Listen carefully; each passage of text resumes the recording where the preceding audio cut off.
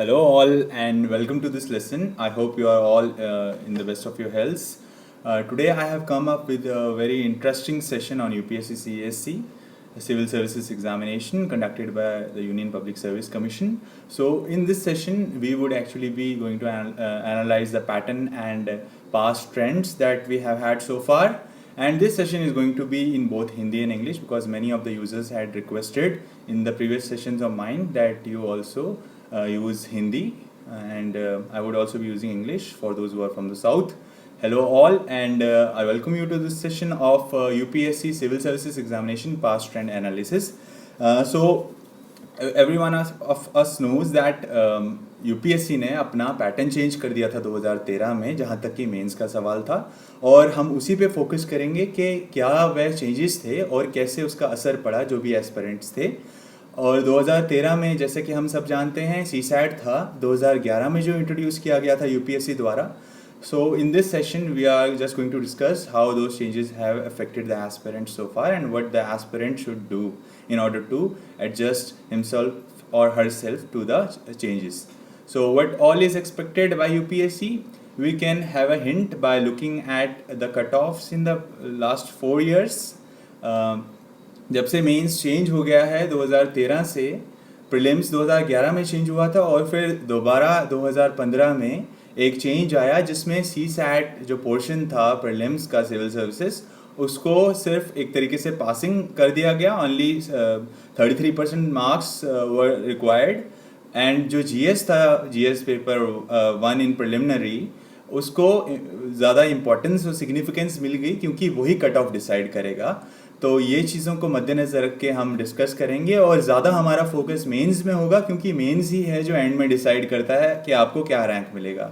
तो इसके लिए मैं आपको बताना चाहता हूँ कि मैं 2016 का मेंस लिख चुका हूँ और उसी के कंटेक्स्ट में मैं डिस्कस करना चाहूँगा कि लास्ट 4 इयर्स में जो यूपीएससी जो नया मेंस है, रीस्ट्रक्चर्ड मेंस है, वो आने के बाद कट ऑफ कैसे चेंज हुआ है और एक एस्पिरेंट्स को क्या चीज़ें ध्यान रखनी चाहिए हैं, चाहे वह प्रिलिमिनरी एग्ज़ाम हो या फिर मेन एग्ज़ाम हो यूपीएससी द्वारा लिया गया civil services exam.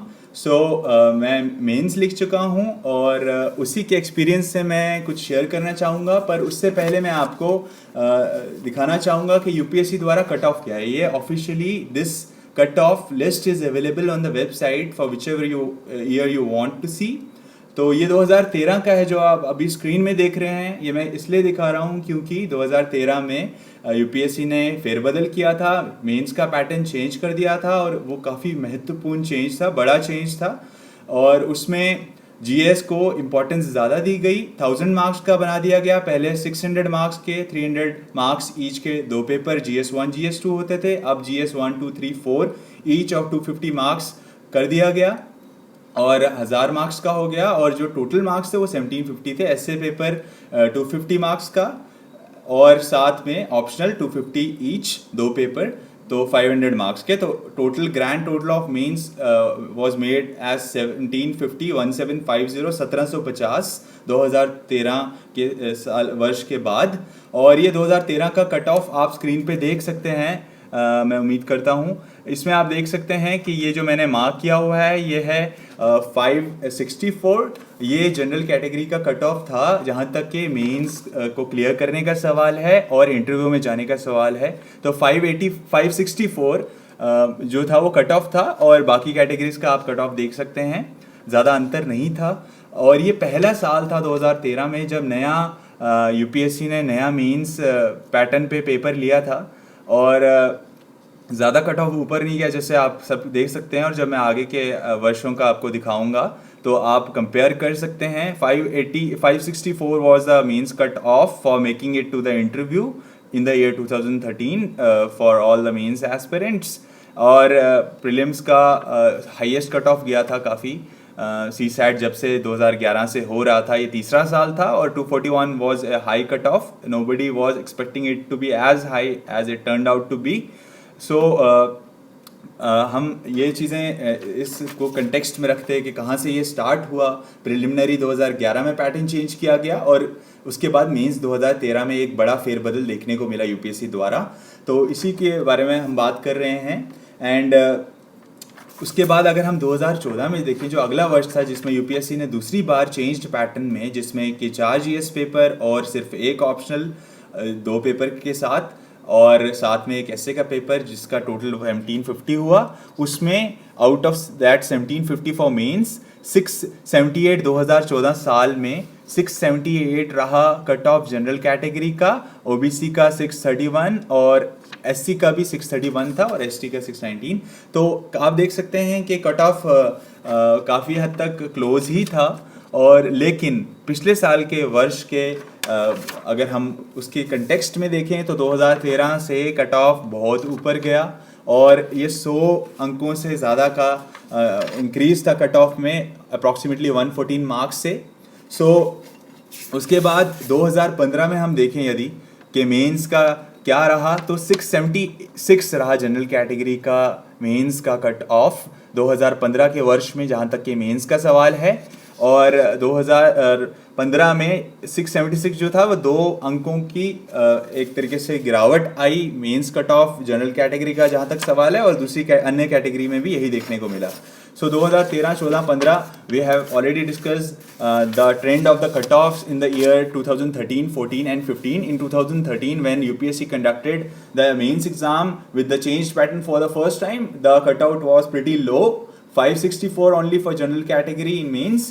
Then the next year itself it took a huge leap forward with 678, about 114 marks it increased by in a single year. Then in the next year it fell by actually 2 marks for the general category in mains for making it to the interview, and it was 676 to be precise. And then I would also like to show my mains scorecard.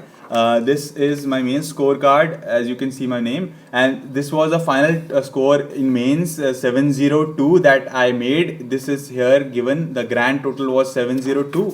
So in essay I got 139, and which was by all standards kind of a good score, at least above average score. Even those who made it to the list were many of them were had less than this marks. But in GS 1, 2, 3, 4 I scored like below average, although my optional was good.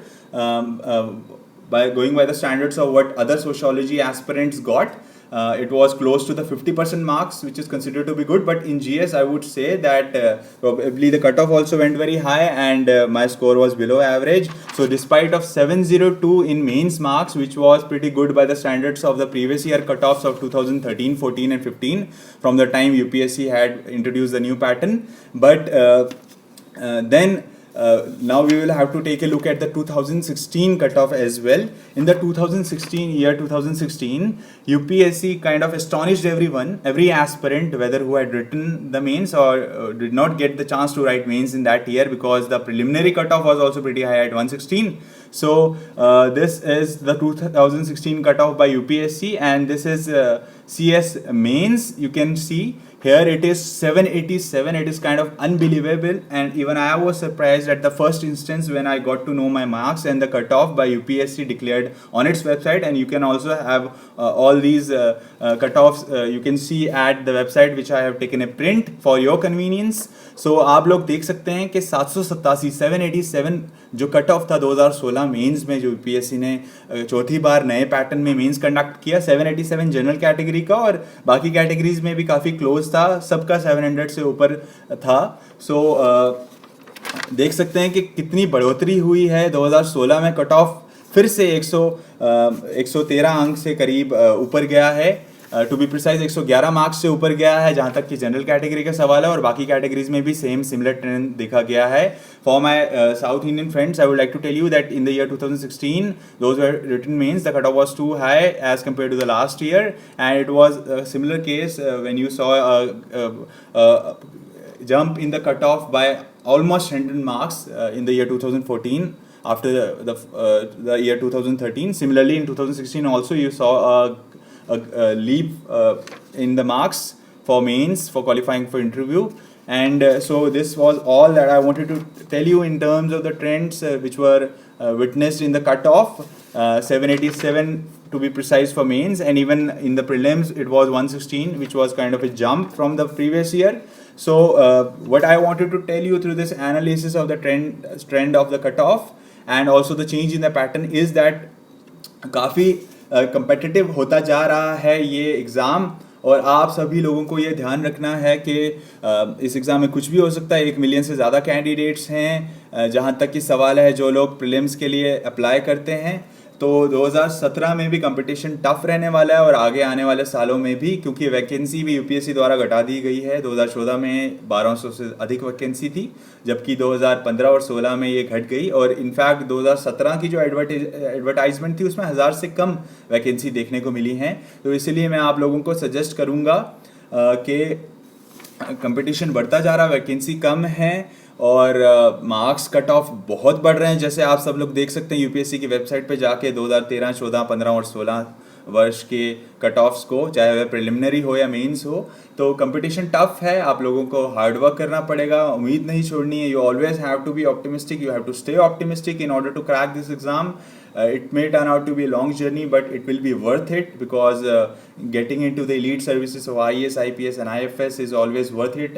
You will get respect in front of the eyes of your relatives and the society, but you should not have this as your prime focus. The prime focus should be to serve your country, and in the capacity of an IAS officer you will be definitely able to do that, provided that you are honest. So in the preparation itself you have to be honest to yourself and you have to plan accordingly. I had given a mantra in my previous session that plan your work and work your plan. That means कि आप लोगों को अपना जो पूरा कार्यशैली है उसको प्लान करके शुरुआत करनी चाहिए, और जो आपने प्लान बना लिया है निरंतर उस पर आपको अभ्यास करते रहना चाहिए, और आप सफलता निश्चित रूप से आपकी होगी।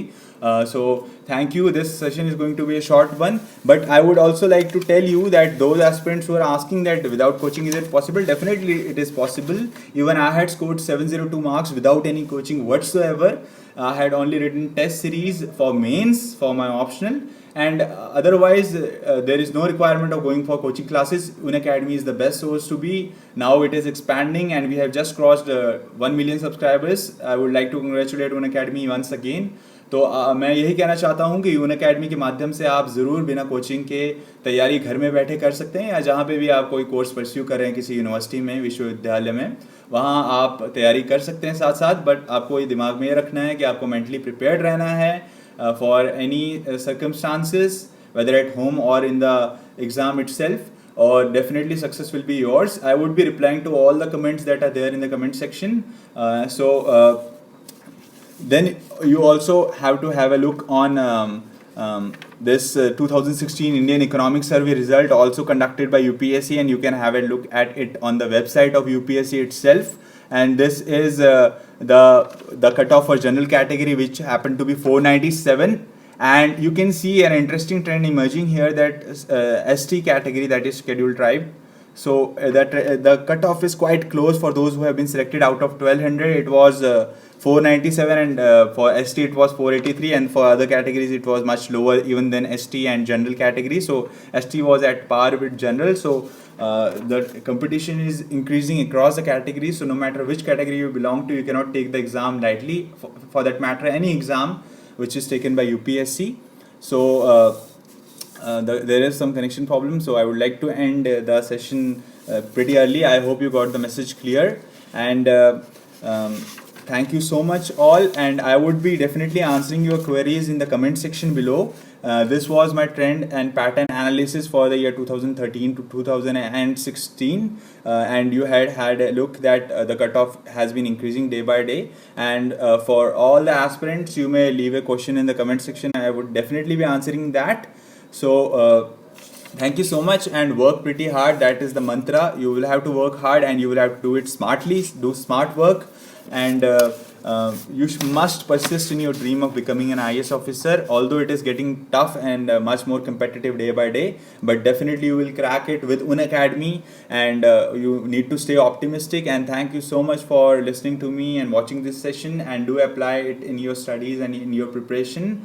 सो I would like to wish all the best to all the aspirants again. बहुत बहुत शुक्रिया और धन्यवाद आप लोगों का इस सेशन में मेरे साथ रहने के लिए, और आप सभी लोगों को शुभकामनाएं हैं आने वाले एग्ज़ाम्स के लिए, और thank you so much and all the best. शुक्रिया।